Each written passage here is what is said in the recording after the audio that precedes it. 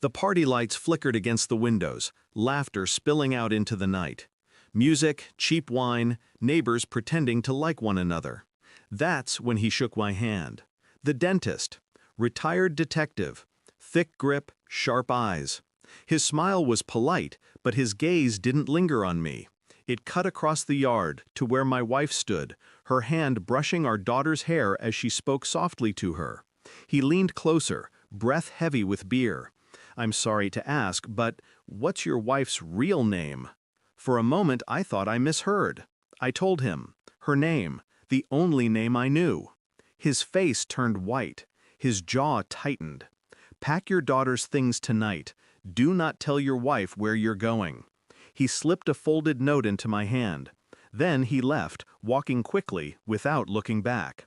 I waited until the laughter died, until the neighbors left, until the house was quiet. Only then did I unfold the paper. My hands trembled as I read.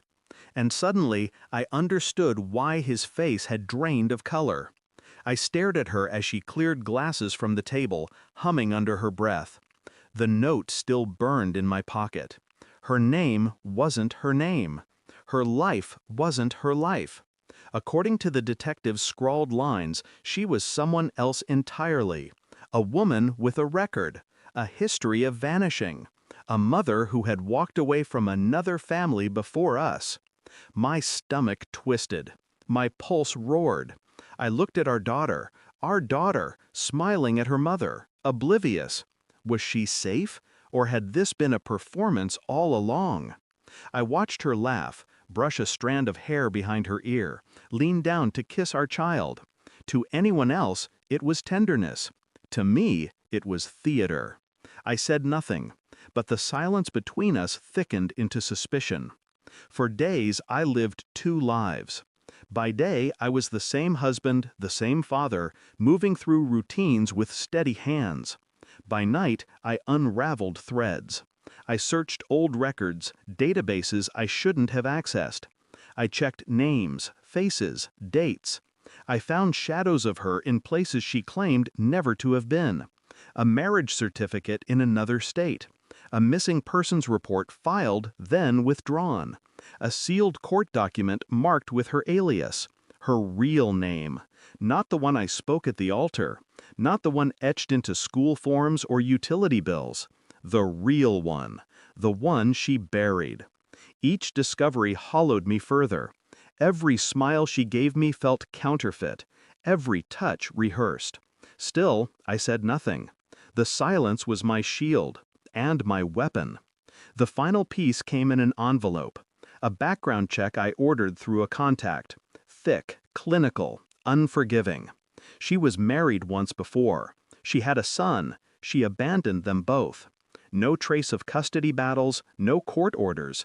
Just a woman who vanished one morning and resurfaced years later with a new name, a new story, a new family.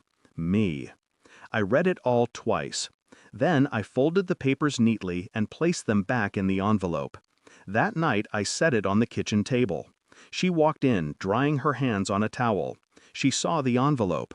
Her face drained as she recognized the official seal.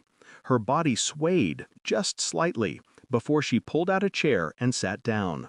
"You know," she whispered. I nodded. Her lips trembled. Her eyes filled. "Please, don't tell her."